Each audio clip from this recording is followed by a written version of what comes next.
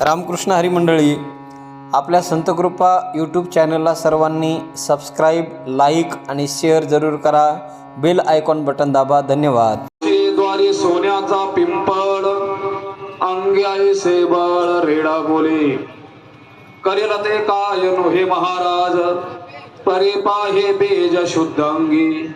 जयाने घातली मुक्तीची गवारी, मिळविले मांदी वैष्णवांचे. करेल ते काय नोहे महाराज, परी पाहे बीज शुद्ध अंगी. तुका म्हणे तेथे सुखा काय उने, परी पाहे बीज शुद्ध अंगी. राहे समाधान चित्ताच्या, करेल ते काय नोहे महाराज, परी पाहे बीज शुद्ध अंगी. विठ्ठल विठ्ठल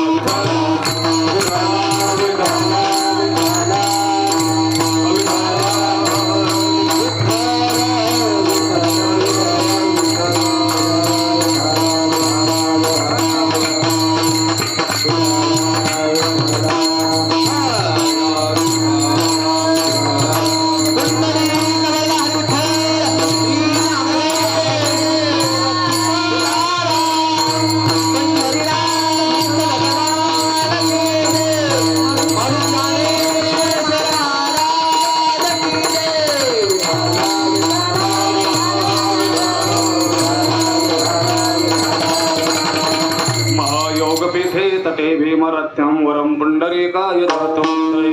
समागत्यदिष्टं तमानन्दकन्दं परब्रह्मलिङ्गं भजे पाण्डुरङ्गं. पाण्डुरङ्गा करो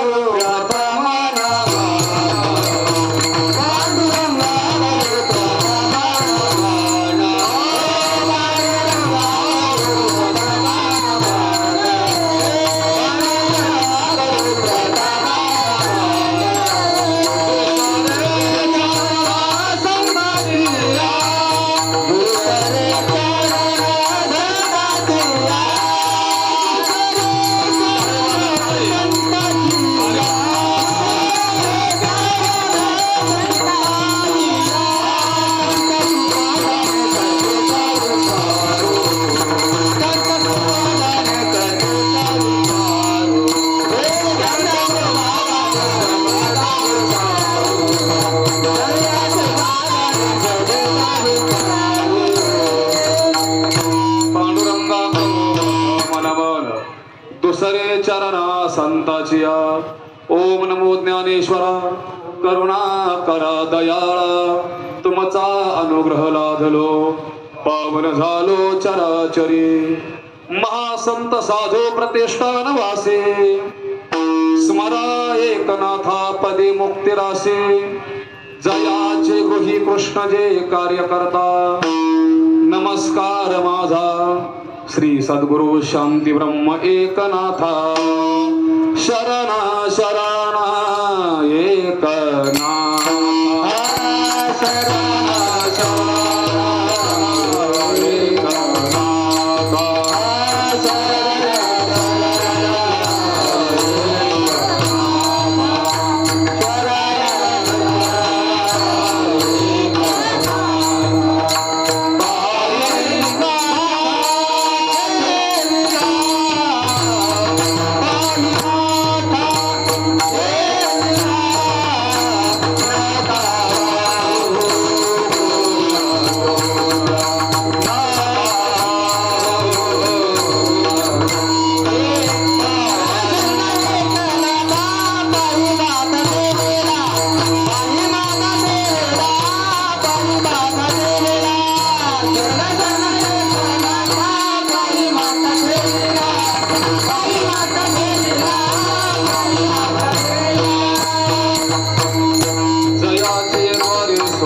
पिंपळ, अंगी ऐसे बळ रेडा बोले.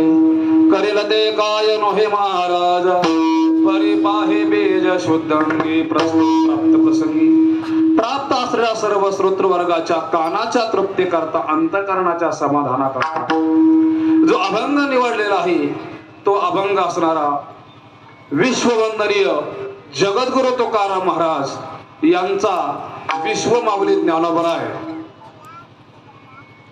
माऊलीबद्दल जगद्गुरु तुकाराम महाराज या अभंगातून अगदी रसभरीत असणारं वर्णन करतात. जगद्गुरु तुकाराम महाराज सांगतात, आळंदीला काय आहे? माऊलीची समाधी आहे, पण माऊलीच्या समोर काय आहे? सोन्याचा पिंपळ आहे, जयाचे द्वारी सोन्याचा पिंपळ. आणखी काय आहे? अहो एवढंच नाही, ज्ञानोबरायचं सामर्थ्य एवढं आगाध आहे, इथून मागच्या इतिहासात सुद्धा चमत्कार घडले नसतील.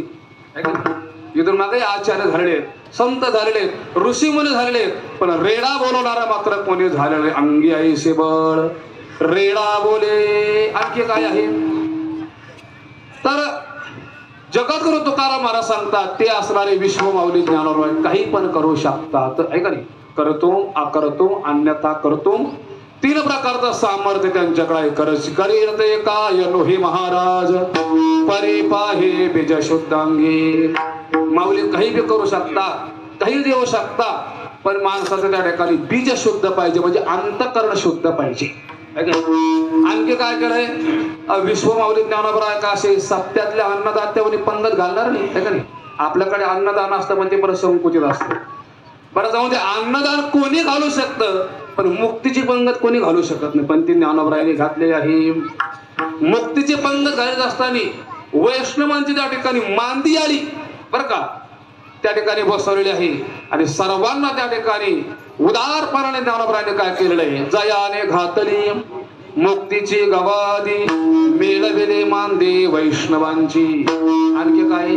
जगद्गुरु तुकाराम महाराज म्हणतात, तिला सुखाला काहीच कमी नाही. वास्तव जर पाहायला गेलं चिरचरणच असे जगद्गुरु तुकारामांनी वर्णन केलेले, ते आपल्या असणाऱ्या बुद्धीच्या पलीकडचे, पण तरी शेवट तुकाराम महाराज एक असणारा निर्देश करून जातात.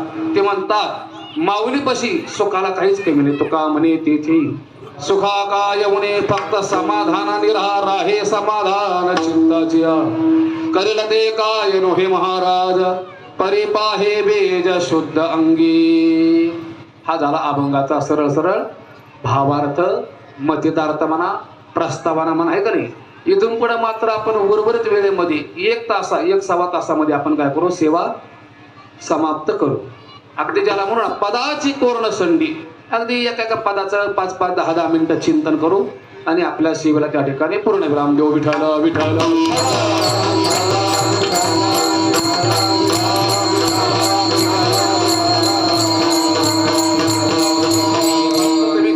बसल्यानंतर एक काम करायचं आहे का नाही? टाळी वाजायची नाही आणि मुखाने विठ्ठल विठ्ठल म्हणायचं.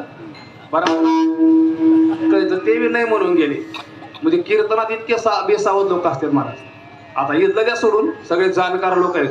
एखाद्या घर कीर्तनाला गेलं, मी अभंग घेतला बाबा, मूर्ख बैसले कीर्तनी. अभंगावर का नाम ते महाराजाचा, नकळे अर्थाची करणी, घुबड पायी भरतीकडे नायके नामाचे पवाडे.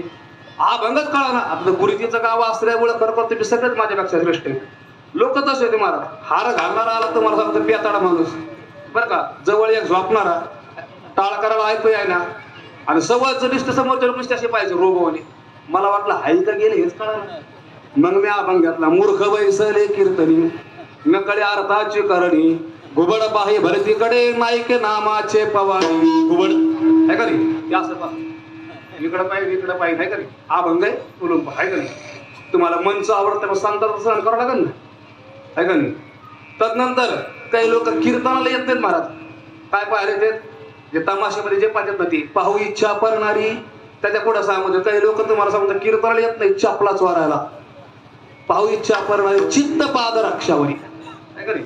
बऱ्याचशा कीर्तनकाराच्या चपला चोरी जायला लागल्या, ती मंडपात बिगर चपला जायला लागल्या, गाडीमध्ये पुढे डिकीमध्ये चपला ठेवायला लागले, आहे का नाही? नामा म्हणे सांगू किती, मूढ सांगितलेले नाही कधी. या अभंगामध्ये एकाही श्रोत्याचे जीवन नाही. मला गुरुजींचं गाव असल्यामुळे मी काय जास्त गुरगुर करणार नाही, आणि केली तरी तुमचा मुलगा म्हणून मात्र माफ करा. विठ्ठल विठ्ठल.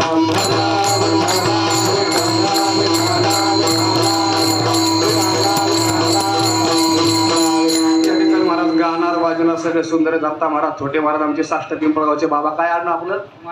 माने. हा माने बाबा, दुधाटे बाबा, शास्त्री बाबा, घरातली सेवा धरली त्यांची, आहे का नाही? आपले असणार तुळशी कथाकार बारसकर बाबा. आणि सगळ्यात उत्कृष्ट ज्यांनी महाराज आयोजन केलेलं आहे ते म्हणजे आपले असणारे पानखडे दादा, आहे का नाही? हे आयोजन करणं इतकं सोपं नाही बरं का. त्याला मी ते सूत्रसंचालन करत असताना जे आयुष्य सूत्रसंचालनामध्ये गेलंय त्याने अभ्यास कधीच केला नाही, पण त्याची कीर्तनकार इतकीच किंमत आहे. विठ्ठल विठ्ठल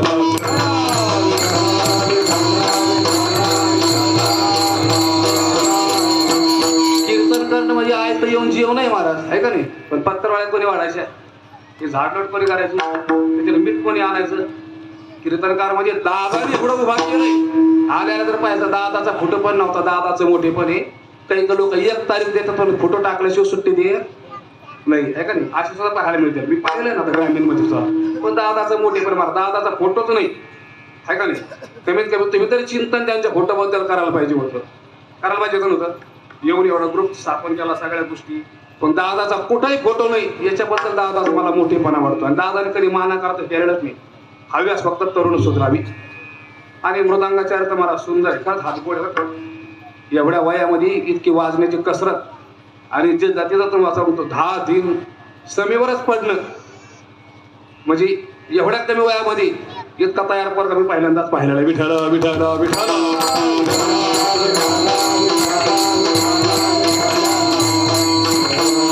न जाणू आपल्या सत्यातून एखादा वादक आता उद्या तर प्रताप पाटलासारखे झाले तर आपल्याला पाहायला मिळणार नाही. लोक म्हणतो आमच्या गावामध्ये आले होते ते पुन्हा येणार नाही, ते आहे का नाही? सगळे काय माणूस वाढल्यानंतर येत नसतो महाराज, आहे का नाही? आणि कला घासल्याशिवाय पक्वा तयार होत नाही. करून पहा, इंद्रायणीच्या ताटावरती 8-10 तास रियाज करावा लागतो. अंगामधून घाम निघतो, घाम. कैला वाटतं आम्ही पैसे देतो, पण पैशाची किंमत तुमची असते महाराज. कला आहे. मधुकरी मागणं, ह्या गोष्टी करणं, अभ्यास करणं. आता पाठांतरात सुद्धा पहा, एक ओळी माणसाला 300 वेळेस भोका लागत नाही. शास्त्रीचा अनुभव आहे. इतकं सोपं तुमच्यापाशी यायचं म्हटल्यानंतर आमचे 15-12 वर्ष काढलेली मेहनत झालेली.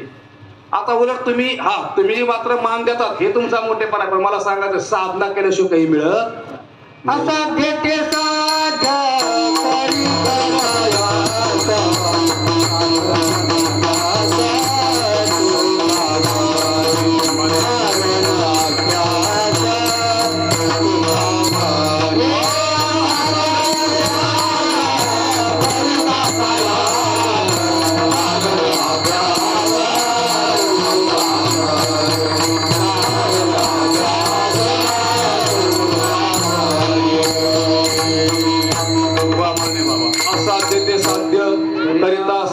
अभ्यास करावा लागत. ज्ञानोबराने चिंतन केलं, अभ्यास केल्यानंतर माणसाने विष जरी खाल्लं, विष तरी पचरी पडतं. विष की आहारी पडे समुद्रे पाय वाट जोडे. अभ्यासामुळेच आहे ना. आता जहाज काढलं ते संशोधन करून काढलं ना, अभ्यास. एकी वाघ ब्रह्म थोकडे अभ्यास केले. काही व्यक्तीला एवढा अभ्यास केला, 4 वेद मुखोद्गत केले. वाघ ब्रह्म. रामदास स्वामींच्या दासबोधामध्ये कोळीबा, अभ्यास हे प्रगट व्हावे, नाहीतरी झाकून असावे. प्रगट होऊन असावे ते बरे नव्हे. इथं आल्यानंतर येण्याकरता सुद्धा अभ्यास असला पाहिजे. काही लोक बोलून जातात मला शास्त्र पद्धतीने, पण संविधानाचा विचार करीत नाही बरेचसे वक्ते. मग कायद्याच्या चौकटीत घडतात. सगळा विचार करून त्या ठिकाणी मुद्दा मांडला पाहिजे. एखादा मुद्दा जर वादात येत असेल, कमीत कमी सौम्य शब्दामध्ये आणि शालीनतेने मांडला पाहिजे. बरेचसे वक्ते गोष्ट विसरून जातात. म्हणून महत्वाचं आहे, माणसाने अभ्यास केला पाहिजे. अभ्यासाशिवाय काहीच मिळत नाही. मिळतंय का? आता मागे एक वाद उठला होता, बरोबर. एक कीर्तनकार बोलले, त्यांच्याबद्दल एका बाईने एवढा कादरवळ केला माहिती ना. संविधान आणि शास्त्र दोन्ही बाजू तुम्हाला सांगतो टोकाच्या होत्या, कडेलोट झाल्या. मला सांगायचंय, वक्तव्य करत असताना खूप चिंतन करून करावं लागत. त्याच्यामध्ये महाराजांची चूक नव्हती, महाराज योग्यच बोलले होते. पण कधी कधी आपल्या समोर सुद्धा न जाणो दुय्यम समस्या उभा राहते. म्हणून अभ्यासास्त्र फार महत्वाचं आहे. जगद्गुरु तुकाराम महाराज ज्ञानोबरायचं वर्णन करतात. वास्तव जर पाहायला गेलं तर ज्ञानोबरायच्या आवडीचा विषय भगवान कृष्ण आणि तुकोबरायच्या आवडीचा विषय ज्ञानोबराय. माऊली जन्माला आले ते लोक आता बोलता म्हणून जातात ज्ञानोबराय ब्राह्मण आहेत, असं तसं. आता अनेक शाखा निघालेल्या, संघटना निघालेल्या. तसं नाही, ज्ञानोबराय उच्च वर्णाचे होते, पण अधिकार बी सगळ्यात मोठा होता महाराज. म्हणून ज्ञानोबरायला सगळे म्हणायचे. नामदेव महाराज म्हटले, ज्ञानराज माझी योग्याची माऊली, जेने गमवल्ले प्रगट केले. है का नाही? एवढंच ज्ञानी यांचा राजा गुरु महाराज. नाथ महाराज म्हणतात, ज्ञानदेव गुरु ज्ञानदेव तारू. नाथ महाराजांनी वर्णन केले. सेना महाराजांनी वर्णन केलेलं आहे, जनाबाईनं वर्णन केलेलं आहे. ज्ञानोबरायचं वर्णन केलं नाही असं एकही संत पाहायला मिळणार नाही. कबीर महाराज सारखे संत सुद्धा माऊलीला भेटायला आलेले. ज्यावेळेस ज्ञानोबराने तीर्थयात्रा केलेली, कबीर महाराजाला माऊली घरी आले याच्याबद्दल सगळ्यात मोठा आनंद वाटलेला आहे. ज्ञानोबराय संप्रदायाचं महाराज सौख्य असणारं सौभाग्य आहे का नाही. सगळ्या संप्रदाय ज्ञानोबरायचा अधिकार वास्तव जर पाहायला गेलं तर आपल्या असणाऱ्या वैदिक परंपरेमध्ये दोनच असणारे निष्कलंक आहे. आपण जर रामदास स्वामीचा दासबोध जर वाचला तर त्यांनी दोन मुक्त मानलेले, एक असणारे शुकदेव, दुसरे असणारे आपलं शुक आणि वामदेव आहे का नाही. तसं तुम्हाला सांगतो जगद्गुरु तुकाराम महाराजांनी अगदी कोणाला तुम्हाला सांगतो 2000 निष्कलंक मानलेले. अगदी संतांच्या प्रमाणाने बोलायचं म्हटलं, जन्मताचे संसार तेजीला शुके तोची निष्कळंकी तुका म्हणे, परमार्थासाठी कोण तेजे संसार. पहिले निष्कलंक कोण आहेत महाराज? शुकाचार्य. आणि दुसरे निष्कलंक कोण आहेत? नाथ महाराज चिंतन करतात, नमो ज्ञानेश्वरा निष्कलंका जयाचे गीतेची वाचिता टीका, ज्ञान होय लोका अतिभाविका ग्रंथार्थिया. दोघ जण निष्कलंक आहेत. त्याच्यापैकी शुकाचार्याला अभिमान आहे पण ज्ञानोबराला नाही. एवढं मला मोठेपणा सांगायचं. अभिमान लागे शुकाची या पाठी, व्यासे उपराटे दृष्टी केली. शुकाचार्य सुद्धा अभिमान निर्माण झाला. मी कोणीतरी शुक आहे, मी कोणीतरी भागवत कथाकार सांगणार आहे, मी कोणी त्या ठिकाणी विधी आहे. पण ज्ञानोबरायच्या जीवनामध्ये अभिमानाची गोष्ट सोडून बोला महाराज. एवढा मोठा असणारा ज्ञानोबरायचा अधिकार आहे. काय आहे महाराज? माऊलीकडे काही कमी आहे का? दुसरी गोष्ट, ज्ञानोबरायचं वर्णन तुकाराम महाराज करतात, पण महाराज वर्णन करणारा आणि वर्णन विषय दोन्ही सारखे असले पाहिजे. आणि वास्तव जर पाहायला गेलं तर ज्ञानोबराय पण विष्णूचा अवतार आहेत आणि जगद्गुरु तुकाराम महाराज पण विष्णूचे अवतार आहेत आहे का नाही. इतिहासामध्ये अशी नोंद पाहायला मिळत नाही ज्ञानोबराय कोणाला येऊन भेटलं की मग ज्ञानोबरायने समाधीतून कोणाची दखल घेतलेली असेल ते म्हणजे असणारे जगद्गुरु तुकाराम महाराजाची. 2 वेळेस दखल घेतलेली. एक असणार आपला बीड जिल्ह्यातला देशपांडे नावाचा ब्राह्मण, गरीब परिस्थिती होती. त्याला वाटलं आता आपल्याकडे ज्ञान बी पाहिजे आणि धन बी पाहिजे. आणि माणसाच्या जीवनामध्ये 2 जर गोष्टी असतात ना, नुसत्या ज्ञानाला किंमत नाही, नुसत्या धनाला किंमत नाही. धनवान माणसं बरेच आहेत पण मूर्ख आहेत, मूर्ख आहे का नाही. धनवान माणसं कशी महाराज?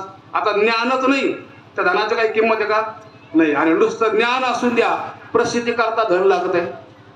बऱ्याचशा जणांकडे धन नाही तर ज्ञानी लोक लाचार झाली धन नसल्यामुळे. आपल्या असणारे वारकरी संप्रदायाचे संत 3 प्रकारचे त्यांच्याकडे असणारे विशेष गुण होते.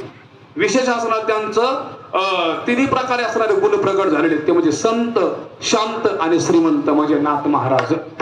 नाथ महाराज सगळ्या संतांचे राजे आहेत. कशाबद्दल? धनाच्या अनुषंगाने, ज्ञानाच्या अनुषंगाने सुद्धा. सकल संताचा हा राजा स्वामी एकनाथ माझा.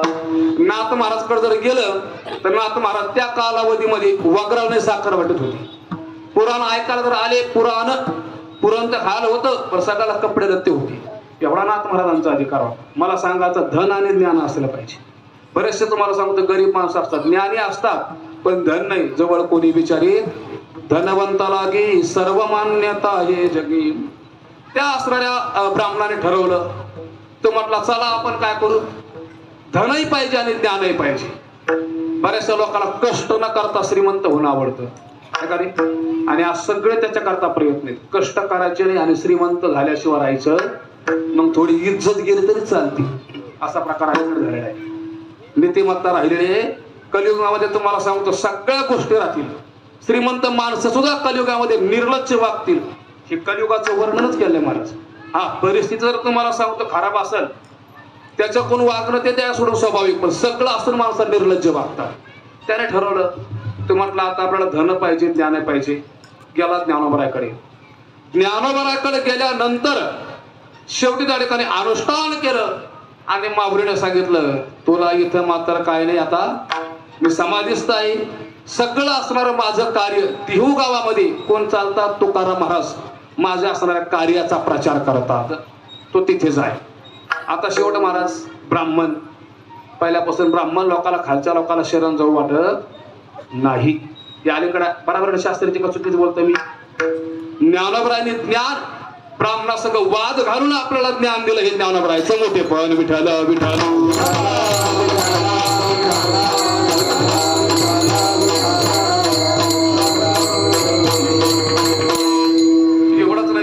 ज्ञानोबा आणि जोग महाराज हे दोन्ही मला सारखेच वाटते. फरकच नाही महाराज.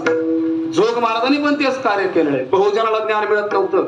ज्ञानोबराला संन्यासाचे मूल आहे म्हणून विरोध नव्हता. ज्ञानोबरा खालच्या लोकांना ज्ञान देतात म्हणून विरोध होता. खरा विरोध तो आहे ज्ञानोबराला. माऊलीने चतुर्वर्ण व्यवस्था सगळी तुम्हाला सांगतो मी मोडीत काढली आणि सगळ्याला तुम्हाला सांगतो मुक्त हाताने ज्ञान दिले. म्हणून ज्ञानदेव वैष्णव मोठा आहे का नाही. कृपाळ उदार माझा ज्ञानेश्वर. शेवटी तुम्हाला सांगतो ते म्हटलं जा. आणि नाहीतर मी स्वाध्याचे असणारी पांडुरंग शास्त्री आठवले यांचे शिष्य डॉक्टर एच निगळ माझ्याकडे एक पुस्तक आहे. त्यांनी सांगितलं विकासाचे आणि स्थिरतेचे काम जर कोणी केले असते तरी बहुजनांनीच केलेले. कोणते? विकासाचे आणि स्थिरतेचे काम. बरं आता त्याला उगाच वादातील त्या हाताने वक्तव्य होईल. तो असणारा ब्राह्मण आलेला आहे. आल्यानंतर तुकाराम महाराजकडे आला. तुकाराम महाराज त्या ठिकाणी नमस्कार केला. त्याला वाटलं आपलं काम होईल, ज्ञानही मिळेल आणि धनही मिळेल. पण शेवटी तुकाराम महाराजांनी ठरवलं याला दोही बी द्यायचं. संताकडे आपण जी जी इच्छा धरून गेला ती ती इच्छा पूर्ण होईल. पण संताकडे जाताना इच्छा असणारी परमोच्चच असली पाहिजे है का नाही. सगळ्या श्रेष्ठ इच्छा असली पाहिजे. तो गेला. आता शेवटी तुम्हाला सांगतो तुकाराम महाराजांनी 11 अभंग लिहिले आणि एक नारळ दिला. दिल्याबरोबर हातात दिला ते असणाऱ्या ब्राह्मणाच्या. त्याने लगेच तुम्हाला खाली टाकून निघून गेला. तुकाराम महाराज अभंग तुम्ही येथे पाठविला धरणे करी त्याचे झाले परी आई काही. देवाचे प्रसाद एकादश अभंग महाफळ त्याग करून गेला. त्याने टाकून दिले. शेवटी तुम्हाला सांगतो धनाला मोकला ज्ञानाला मोकला. तुकाराम महाराजांनी काय केलं दिहो गावातील एके असणाऱ्या वारकऱ्याला गेला. तो ज्ञानी झाला आणि शेवटी त्या ठिकाणी धनवान बी झाला. पण तुकाराम महाराजाला हे होण्याच्या अगोदर एक खेद वाटला. तुकाराम महाराज म्हटले ज्ञानोबराला तुम्ही धरणेकरी पाठीला तुमच्याकडे काय कमी होतं म्हणून माझ्याकडे पाठीला. तुमच्या दारामध्ये काय सोन्याचा पिंपळ आहे तरी तुम्ही धरणेकरी पाठीला. याबद्दल तुकारामाला खेद वाटला आणि मग तुकाराम महाराजांनी त्याचं उत्तर अभंगाच्या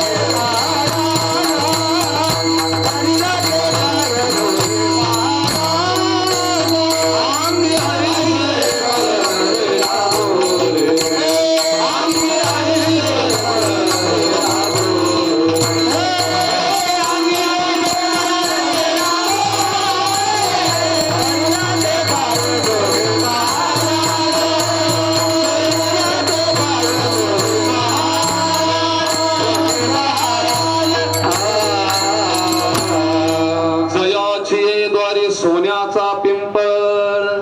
आता सोन्यासारखं त्या ठिकाणी पिंपळ आहे. वास्तव जर पाहायला गेलं तर सोन्याचं आणि संतांचं फार विरोध आहे बरं. संताला सोनं आवडत नाही म्हणून संत शब्द हा सगळ्यात मोठा श्रेष्ठ आहे. नामदेव महाराजांनी गाथ्यामध्ये महंताची निंदा केलेली संतांची नाही. महंत कळतात ना टोले जनसंस्थान बरं का शास्त्री बाबा 7-8 हातात मध्ये मुद्या पाहिजेच काम नाही. घड्याळ सोन्याची याला म्हणायचं महंत. 40 लाखाची फॉर्च्युनर गाडी. शिष्य तर सांगायचेच नाही महाराज. शिष्य सांगितलं शिष्य तर सांगूच नाही. मला सांगायचं याला काय महंताची निंदा केली संतांची निंदा नाही. आपल्याकडे संत होण्याला किंमत आहे. लोक संताला तुच्छ मानतात आणि महंताला मोठं मानतात. हे असणारं लोकांचं दुर्भाग्य संप्रदायाचं नाही. विठ्ठल विठ्ठल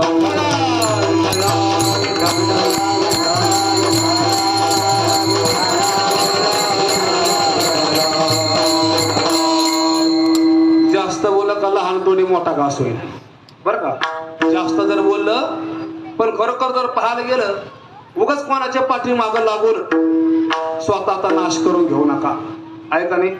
स्वतःचा नाश करून घेऊ. मी फक्त संत मुद्दा त्या ठिकाणी सिद्ध करण्याकरता सांगते. माझे कीर्तन लोक सुधारण्याकरता नसतील बरं का. लोक बिघडू नये म्हणून माझे कीर्तन असते.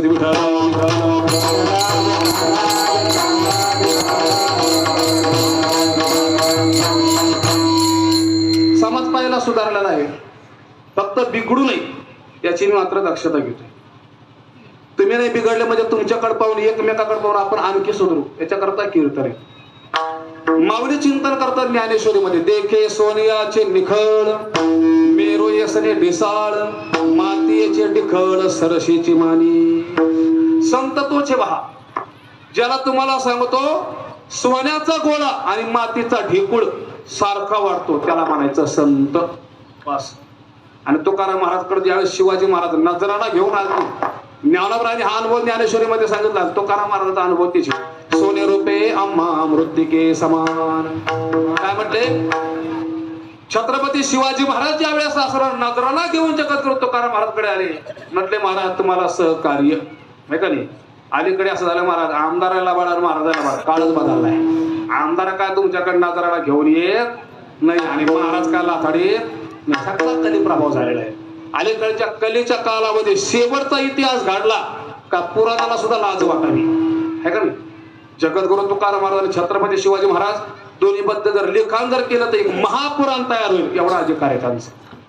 शेवटी महाराज जगद्गुरु तुकाराम महाराज म्हटलं नको सोने हे आम्हाला कसं आहे मातीसारखं आहे मातीसारखं. आणि तरी जगद्गुरु तुकाराम महाराज म्हणतात ज्ञानोबराच्या बाबतीत तुमच्या दरवाजापाशी दारासमोर सोन्याचा पिंपळ आहे. भानगड काय काही विरोधाभास वाटतो का नाही आहे का नाही. विरोधाभास आहे का नाही? 100% आहे. याचा अर्थ सोन्याचा पिंपळ नाही. आता आपल्या गावामध्ये नाही का एखादं असणारं मूल सुंदर वाजवावं लागलं. आता हेच महाराज सुंदर वाजवतात आहे का नाही. काय सोन्यासारखं पोरग आहे किती मृदांना सुंदर वाजवला कमी वयामध्ये नवल वाटतं का नाही. अगदी 40 वर्षामध्ये एवढा पकवाजा आदर वाटणार नाही महाराज.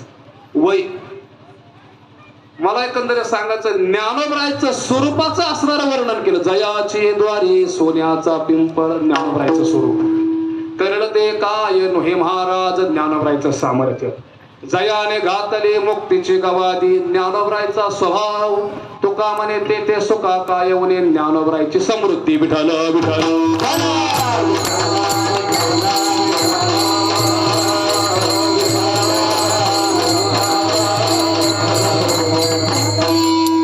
सिद्धांताचं वर्णन करत असताना किती दृष्टांत टाका. सिद्धांताकडे घेऊन जातात पण सिद्धांत स्वरूप नसतात बरं का. सिद्धांताचं वर्णन करत असताना किती दृष्टांत टाका. परमात्म्याचं स्वरूप आपण वर्णन करू शकतच नाही. वर्णन केल्यानंतर फायदा आहे का नाही. वास्तविक पाहता एखादी असणारी विहिरी न जाऊन एक असणाऱ्या तरुणाची घडी हरवली विहिरीमध्ये पडली. पडल्यानंतर आता घडी हरवली दुःख आहे का आनंद आहे? आपल्याकडे बोलत नाहीत का आहे का नाही. सकाळ तुमचा जर आवाज लगेच काता सुटली मला रूम मध्ये ऐकतो. आपल्याकडे बोलायचं हरवले दुःख आहे का सुख आहे? दुःखच आहे का नाही. पण आता मला सांगा दुःखाचा खेद वाटला त्या तरुणाला. शास्त्रीची उडी मारली त्याने विहिरीमध्ये बरं का. कट्टर पावणारा होता तो आणि माणसाला पावता आलं बी पाहिजे. बरेच जण धरणात गेले तर मरणातच गेले पण वापस आले नाही. पावता आलं पाहिजे माणसाला. सगळ्या कालाने माणूस विकसित असला पाहिजे. शेवटी तुम्हाला सांगतो संत भक्त माया नदी तरून गेलेले पण आपण कमीत कमी गंगा नदी तरी पार करून जा. पैठण ते कावसन आल्यानंतर काही काही पैठण ते कावसन आपल्याला मधला पट्टा दादा पवत पवत गेले मध्येच बुडले. मला सांगायचं पावता पण आलं पाहिजे. त्या तरुणाने ते असणाऱ्या विहिरीमध्ये उडी मारली. कट्टर पावला तळ आणणारा होता त्याने सापडून घड्याळ सापडली. आता घड्याळ सापडली पाण्यामध्ये आनंद झाला पण बोलता येत आहे का? आनंद झालाय. आनंदाचं वर्णन करू शकत नाही. आनंद मनामध्ये आहे का नाही. तसं तुम्हाला सांगतो दृष्टांत सिद्धांताचं किती वर्णन करून द्या पण सिद्धांताची यथार्थ दृष्टांत पण होऊ शकत नाही. फक्त सांगण्यापुरतं आहे तिथपर्यंत आपल्याला जाण्यापुरतं आहे. हे असणारा दृष्टांत परोक्ष अपरोक्षच राहतो. अपरोक्ष सिद्धांत असतो. तर सांगत असताना ज्ञानोबरायचं स्वरूप सांगितलं जगद्गुरु तुकाराम महाराजांनी. सोन्याचा पिंपळ आहे नाही ज्ञानोबरायचं असणारे सोनं आहे का नाही. ते सोनं तरी महाराज खुज आहे पण ज्ञानोबराय म्हणजे असं काही सोनं आहे महाराज सगळ्या जातीतल्या लोकांचं कल्याण केलेलं आहे एवढं मोठं असणारं ज्ञानोबा सोन आहे विठाला विठाला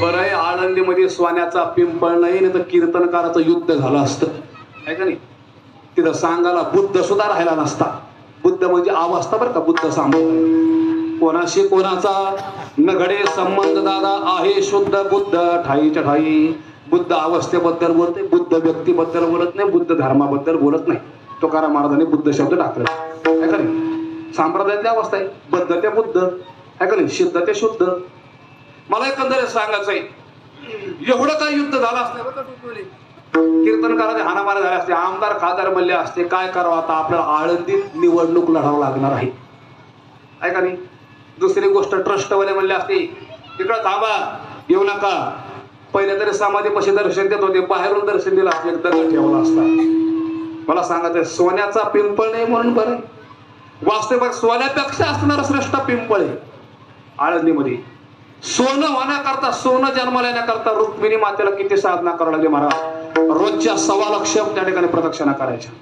नाहीतरी संत जन्माला येण्याकरता ज्ञानोबरायांची 4 कुळाची शुद्धता आहे नाथ महाराजांची 4 कुळाची शुद्धता आहे जगद्गुरु तुकाराम महाराज यांची असणारी 8 कुळाची शुद्धता आहे उगल चांगले पोहर जन्माला येत नाही आपले कसे आहेत महाराज मुलं जाय तिकडे पिढी लोका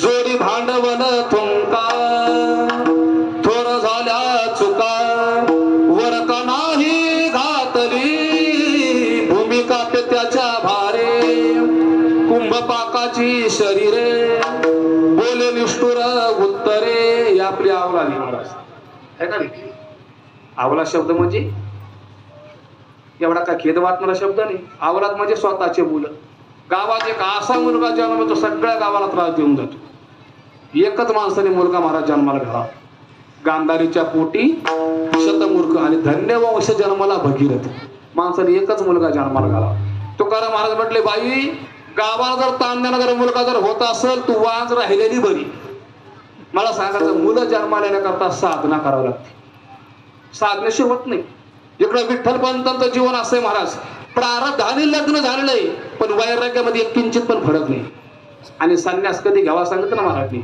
यदहरे व विरजे तदहरे व प्रव्रजे ज्या क्षणी वैराग्य निर्माण झालं त्या क्षणी संन्यास घ्यावा उगा संन्यास घेऊ काहीला खायला मिळत नाही म्हणून संन्यास घेतात महाराज मला अडचण काही नाही कमीत कमी न जाणून तुम्ही संन्यास घेतलाच वैराग्याने पण पुढे अभ्यास तरी करा ती भिक तरी कवर मागता विठ्ठल विठ्ठल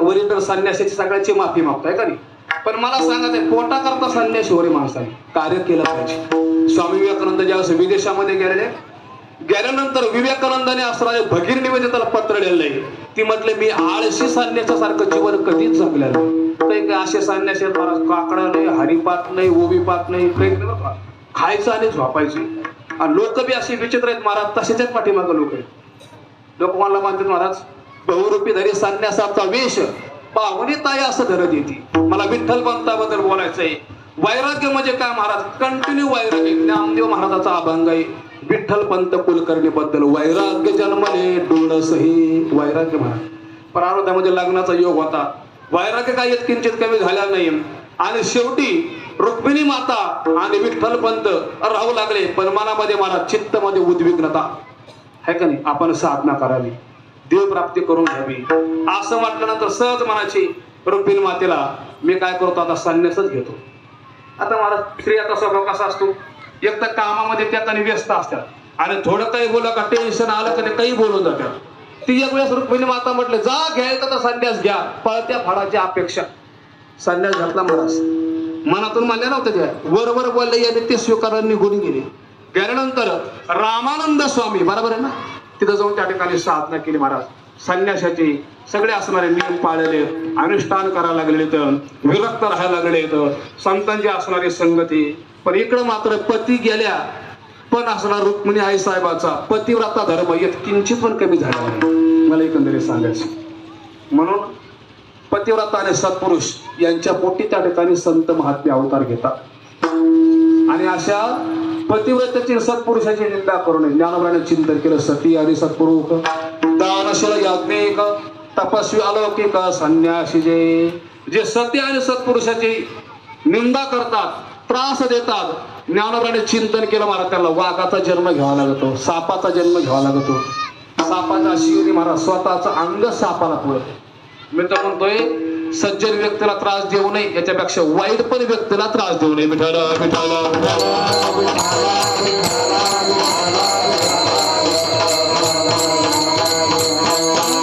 इकडं मात्र काय केलं रुक्मिणी आई साहेबांनी, रोजच्या 1.25 लक्ष मात्र प्रदक्षिणा घालायला सुरुवात केली. आता पिंपळाची प्रदक्षिणा महाराज, वृक्षामध्ये पिंपळ भगवंताची विभूती आहे का नाही? अश्वत्थ सर्व वृक्षांना विभूती असं रोजच्या प्रदक्षिणा घातल्या शास्त्रीजी. घातल्यानंतर त्या असणाऱ्या पुण्याचं सामर्थ्य संत चालत आले आहे का नाही? संताकडे जायची गरज नाही, फक्त चांगलं वागा. संताकडे बरेच लोक संत पाहत चालतात, पुण्य नसतं महाराज आहे का नाही? ज्ञानोबा सांगतात ते संत पाहायला गेले, माऊलींवर वर्णन केलं. पहा, एक खूप मोठे संत होते की असावले, त्याला धरायला गेले. मग त्यांची संगत करण्याला ते संताला निघाले. ते निघाला आस्वल. आता आस्वले महाराज तिथं गेलं तर मला सगळं बोच करून काढले म्हटले, माऊली म्हटले. असे संत मिळत आपला आस्वाला म्हणे आहे का नाही? झिंजळी.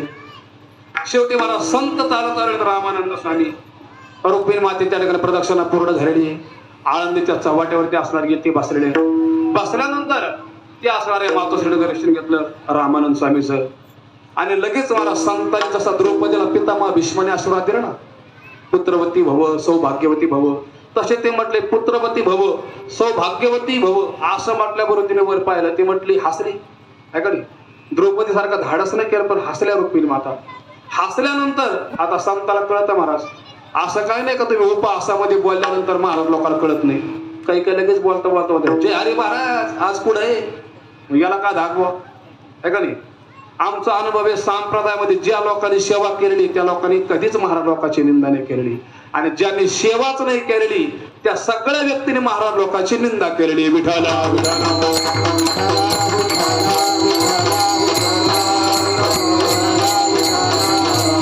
आता उपहास आणि हसल्याबद्दल त्या रामानंद स्वामींनी म्हटले, हसायला नेमकं काय झालं? मुली वयामध्ये भरपूर अंतर होता.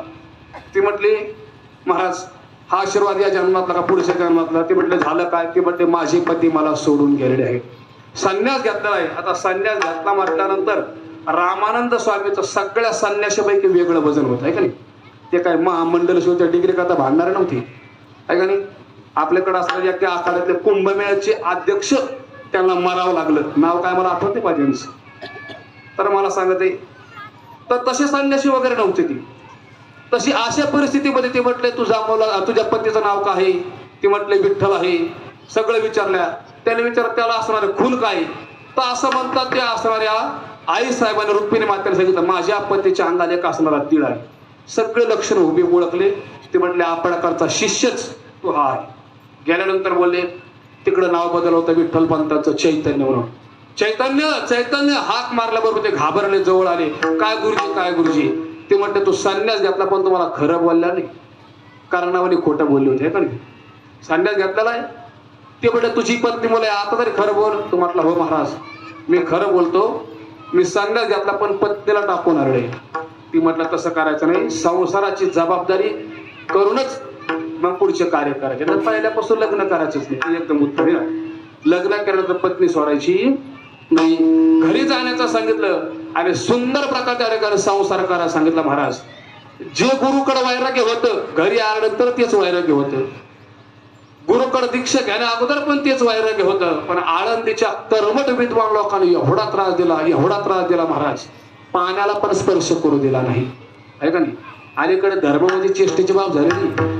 कोणी कोणत्या धर्मातून जाऊन येतं महाराज हेच मी राहिलं नाही. पहिले धर्माबद्दल लोक निष्ठावंत होते. आळंदीकर जे वागले ते पण योग्य होतं आणि विठ्ठल पंत कुलकर्णी वागले ते पण योग्य होतं. विठ्ठला विठ्ठला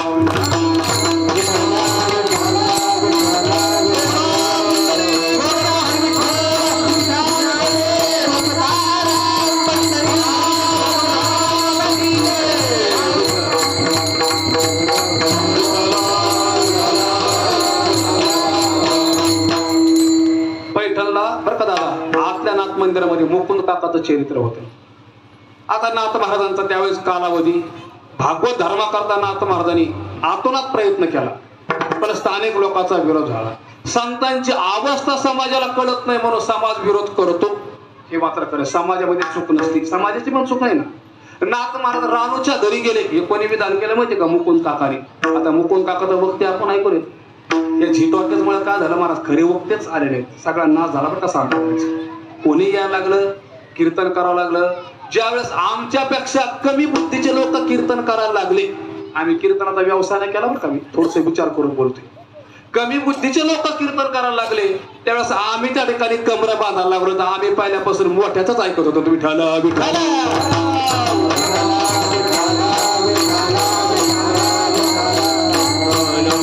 दुसरी एक गोष्ट सांगतो, ज्यावेळेस आम्हाला सगळं करून भाकरच मिळाला म्हणून आम्ही इकडं मला खाटाटोप केलेला आहे. ठरवून नाही बरं का सांगतो तुम्हाला.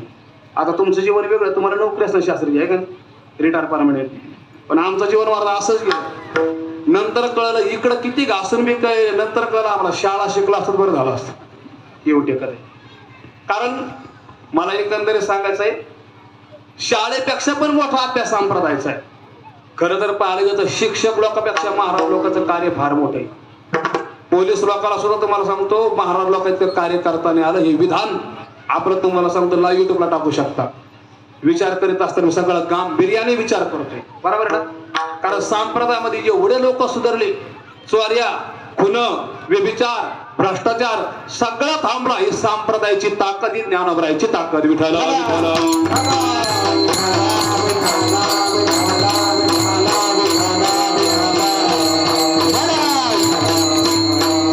अजून बी पहा महाराज, संस्थेत शिकलेल्या कीर्तनकाराच्या वाणीमध्ये वेगळीच रस शिकताय. अनुभव घेऊन पहा महाराज. शाळा शिकून करणं आणि संस्थेतलं कीर्तनकार साधना काहीतरी वेगळीच. तुम्ही आता अनुभवला असेल, अनेक वक्ते अभ्यासणार आहोत तुम्ही. तर माझा त्या सोडून मी अभंगाला सोडून जरी बोललो असेल, पण गरजेचं जरूर बोललो असेल आहे का नाही.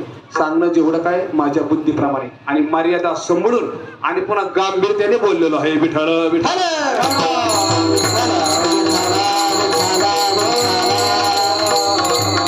एवढा त्रास झाला. नाथ महाराज रानूच्या घरी जेवायला गेले. रानू म्हणजे खालच्या समाजातले बरं का. ब्राह्मण लोकांनी विरोध केला, नाथ महाराजाला जाऊ नका म्हटले. ब्राह्मण लोकांनी विरोध केला, तो पण खरा आहे. आणि नाथ महाराज रानूच्या घरी गेले, ते पण खरं आहे. पण मात्र जे अपष्ट रेषा आहेत ना, तिथं आपली बुद्धी पुरत नाही. आता ब्राह्मण थोडेच लहान होते महाराज. तुकाराम महाराजाला विरोध करणारे हे काय संस्थेतन वैदिक नसलेले रामेश्वर शास्त्री नव्हते. दशग्रंथी कळतो ना, शिक्षा, कल्प, निरुक्त, छंद, ज्योतिष, आणखी 3-4 राहिले असेल. एवढा ज्याचा अभ्यास त्याला म्हणायचं दशग्रंथी. त्यांनी विरोध केला, चुकीचं केलं नाही. पण तुकाराम महाराजांची अवस्था जेवढी होती का महाराज, नाही काय तुका म्हणे आम्ही झालो अग्निरूप, नाही पाप लागून येते पाप पुण्य अंगा, उन्मनी अवस्थेला पोचले होते, अग्निरूप झाले होते. अग्नीमध्ये काय तुम्ही चंदनाचा लाकूड टाका का हिवराचा टाका, अग्नीला काय फरक महाराज. अग्नी काष्ट काय, ते काष्टाची अग्नी होईल. ज्ञानोबराची उभी. मला सांगायचंय ही जी अवस्था आहे, ब्राह्मण लोकांनी विरोध केला नाथ महाराजाला, ते बी खरं होतं. आणि नाथ महाराज गेले, ते पण खरं होतं. चुकीचं काही नाही. त्यावेळेस असणारी मर्यादा कटोकट पाळायची लोक बरं का. कटोकट. एवढा त्रास दिला शेवटी. विठ्ठल पंथाला न जाणं प्रारब्ध योग तसे होते. शेवटी आळंदीकराकडून न्याय मिळावा म्हणून त्यांनी असणारी बैठक घेतली. म्हटलं सांगा मी काय करू. ते म्हटलं एकच पर्याय तुम्हाला, देहांत प्रायश्चित्त म्हटले, दुसरा पर्यायच नाही. उठले महाराज. विठ्ठल पंत, रुक्मिणी माता, 4 मुलं झाले होते. निवृत्ती, ज्ञानदेव, सोपान, मुक्ताई. शेवटी त्या ठिकाणी 4ही मुलाला झोपेत असतानाच टाकून गेले. हाताला हात धरला पती पत्नीने आणि इंद्रायणी मध्ये उडी मारली. शास्त्राची मर्यादा किती सांभाळावी. शास्त्र म्हणणे जे सांडावे ते राज्याही तृण मानावे, जे विष घेवावी आहे ना. हा जे काय मला सांगत, शास्त्राने सांगितलं विष घ्या तर घ्याच. तोडगा काढला उत्तम पंडितांनी. शेवटी शास्त्राची मर्यादा पाळली महाराज. मला सांगत शास्त्र एवढं प्रिय आहे. आणि आज ज्यांनी शास्त्रवत जीवन जगले आणि शास्त्रासारखं त्या ठिकाणी गेले, आशाच्याच पोटी ज्ञानोबराय जन्माले. ते जयाची द्वारी सोन्याचा पिंपळ. एवढंच नाही, सोन्याचा पिंपळ याच्या करता तिथून पुढे बी ज्ञानोबरायला शुद्धी पत्र मिळलं नाही. तिथून पुढचा इतिहास जर सांगायला गेलं तर रडू येईल आहे ना, सगळ्याला माहिती आहे. शेवटी तुम्हाला सांगतो पैठणला यावं लागलं. काय झालं महाराज, पैठणला आल्यानंतर मग शुद्धीपत्र लागत होतं. ज्ञानवराला शुद्धीची गरज नाही महाराज. ज्ञानदेव तो कैवल्यम, ज्ञानदेव चतुराक्षरी तत्करितो सर्वज्ञ, ज्ञान विरहित ब्रह्म प्राप्तीचे संज्ञा, ज्ञाता ज्ञेय निजांग होय ऐशी प्रतिज्ञा, ज्ञानाग्नीने पापे जळती ही ज्याची आज्ञा, ज्ञानदेव म्हणता ज्ञानदेव देतो, वासुदेव होतो अखंड वदनी वदेतो. हे ज्ञानदेवचे शब्द आहेत ना. नाथ महाराजांनी प्रत्येक शब्दाबद्दल एक एक चरण दिलेले. नर रूपे विष्णू अवतरला भगवान, नदी वापी कोप पाहता उदक नवे भिन्न, नवल हे चो पैसा पशुमुखी करी वेद अध्यायन. मला सांगायची देवादिदेव भक्ता प्रतिवर दे शब्दाबद्दल, न शब्दाबद्दल, ज्ञा शब्दाबद्दल आणि ज्ञानोबरायचं चिंतन करीत असताना वक्ता आणि श्रोता सगळ्याला सारखीच अवस्था निर्माण होती. आता माझं एवढं पुण्य नाही, पण ज्ञानोबराच्या नावामध्येच एवढं सामर्थ्य की ऐकणाऱ्याला सांगणाऱ्याला सारखी त्या ठिकाणी समाजावती. वक्ता श्रोता श्रवणे पठणे पावते समभाव, एवढा महिमा आहे महाराज. ज्ञानोबराय गेले शुद्धीपात्राची गरज नाहीये. वेदशास्त्र सांगतात, वेदशास्त्र देते ग्वाही म्हणती ज्ञानाबाई आई. आणि ज्ञानोबराला कोणतं शुद्धीपत्र लागत महाराज? वेदाने सांगितलं आई कोणती आहे? माऊली साक्षात. पण तरी ज्ञानोबराय म्हटलं नाही, वेद मार्गे मुनी गेले त्याची मार्गे चालिलो, नकळेचे विषय अंध म्हणून उघड बोलिलो, चालता धनुर्धरा तरंगकारी हार पालो, ज्ञानदेव निवृत्तीचा द्वैत सर्व निरसालो, धर्म जागो निवृत्तीचा, तिने भिडेला पडळ ज्ञानाचा निज बोध, विज्ञान रूप सकळ धर्म जागो निवृत्तीचा. आपल्याकडून तुम्हाला सांगतो 110 मार्क वाजली चाटीमध्ये स्पष्टता. शेवटी ते म्हटले गेले शुद्धीपत्र मागण्याकरता. निवृत्तनाथ म्हटले आपल्या त्या शुद्धीपत्राची गरजच नाही. ज्ञानोबराय म्हटले तसं नाही, आपण जर चुकीचं जर वागलो तर समाज काय म्हणेल महाराज. असं म्हणतात वारकरी संप्रदायाचे आधारस्तंभ बंकड स्वामी याला एका तमाशा मंडळाने बोलवलं होतं. कीर्तनामध्ये ऐकलं बरं का. ते म्हटले महाराज तुम्ही काय करा, आमच्या तमाशाला उद्घाटन म्हणून सुरुवातीच्या पूजेला या म्हटले. बंकड स्वामी म्हटले जमणार नाही. मी जर तमाशाच्या त्या ठिकाणी पूजेला आणि उद्घाटनाला जर गेलो तर मला त्या ठिकाणी मानणारा लाखो वधी समाज आहे महाराज, आहे का नाही. कीर्तनकार मंडळी मानणारे आहेत. मी जर गेलो तर सगळेच लोक त्या ठिकाणी तमाशाच्या पूजेला आणि उद्घाटनाला जातील आणि दुर्दैव होईल का सगळे तमाशे ऐकतील. मला सांगायचंय ज्ञानी माणसं सगळा विचार करून वागत असतात. ज्ञानोबराय म्हटले जमणार नाही. आपण जर वेदाला मानलं नाही तर शेवटी त्या ठिकाणी सगळे लोक नास्तिक त्या ठिकाणी मार्गाला लागतील. वेद बाहेरंड बोले तो पाखंड, त्याचे काळे तोंड जगा माझी किंवा संत माझी पाड दोन आहेत. आपल्या वैदिक परंपरेमध्ये एका धर्माने वेदाला मानलेलं नाही, पूर्ण आशिया खंडामध्ये त्याची मजल आहे. पण त्याला आपण मानत तत्व जर अभ्यासाला जर गेलं महाराज, पंचशील अष्टांग योग जबरदस्त आहे का नाही. आणखी एक धर्म आहे महाराज जैन बुद्ध, त्याला नास्तिक म्हटलं गेलं नाही. वेदाला फार महत्व आहे महाराज. आपल्याकडे देवापेक्षा देवा इतकीच किंमत वेदाला आहे. विठाला विठाला विठाला.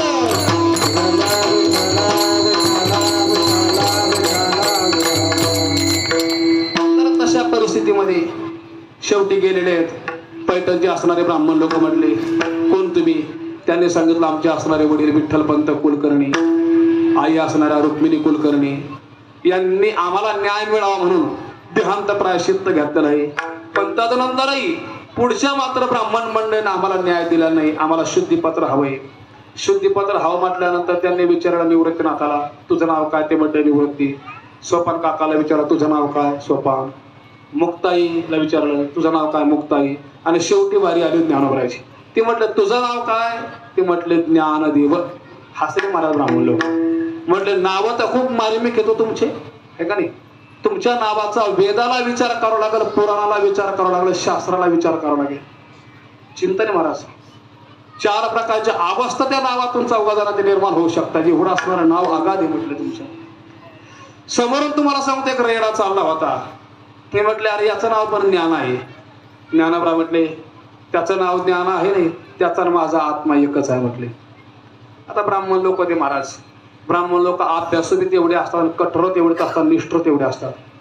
एक तुम्हाला सांगतो, ब्राह्मणाने सांगितलं जवळच्या सेवकाला, ते म्हटले जा चाबूक आणला महाराज, त्या रेड्याला मारलं तर ज्ञानोबराच्या अंगावरती वळ उमटले. याला म्हणायचं अद्वितीय अवस्था ज्ञानाची, आहे का नाही. आपल्या मनाला सुद्धा तुम्हाला सांगतो इजा होत नाही. काही काही माणसं इतके खतरनाक आहे, समोर ऍक्सिडेंटने एखादा माणूस उडून पडलाय बरं का, तरी त्याच्याबद्दल त्याला काही वाटत नाही, कारण त्याचा आत्माच नसतो महाराज, आहे का नाही. त्याला आत्मा नसतो, सगळा जीवाने मनाने जगत असतो. काही काही माणसं पाण्यामध्ये पडायला लागले, अलीकडं असे मूर्ख तुम्हाला सांगतो बनत चालले सगळेच जण, कशामुळे मोबाईलमुळे. पाण्यामध्ये बुडायला लागलं तरी तरुण पोरं दुसऱ्या पोराची शूटिंग घेते. काय झालंय मोबाईलमुळे, काय कळणार. मोबाईलमुळे तुम्हाला सांगतो बुद्धी नष्ट झाली, बुद्धी भ्रष्ट झालेली. विठ्ठल विठ्ठल विठ्ठल.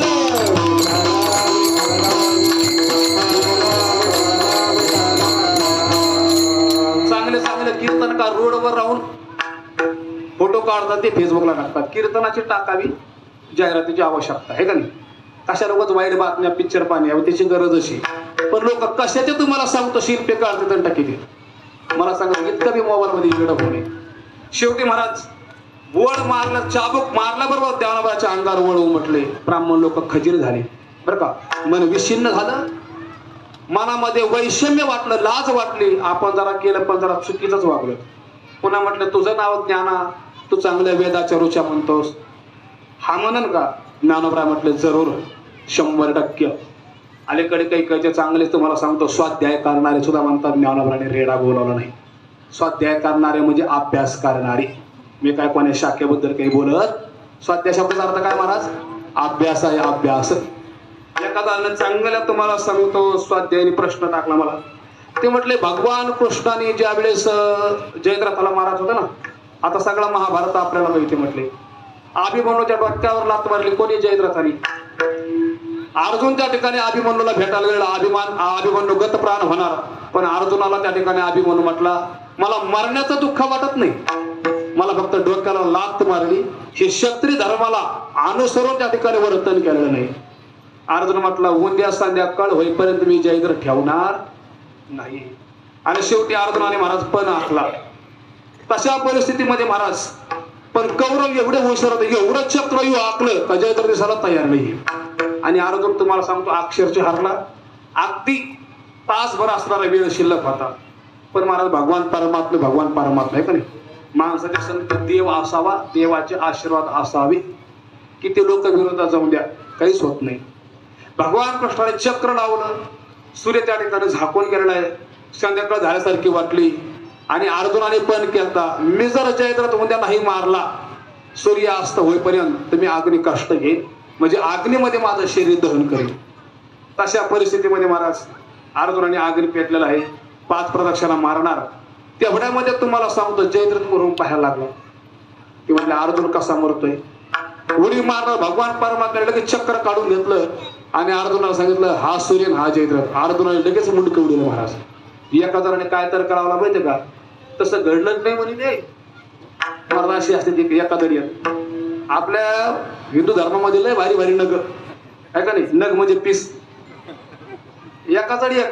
ते म्हटले त्यावेळेस तसं घडलं नाही, म्हटले चक्र वगैरे काही लावलं नाही. त्यावेळेस सूर्याला ग्रहण लागलं होतं. म्हणलं रामकृष्ण तुमच्यासारखे जर कीर्तनकार जर भेटले तर समाजाला योग्य दिशा मिळेल. म्हणलं आमच्याकडे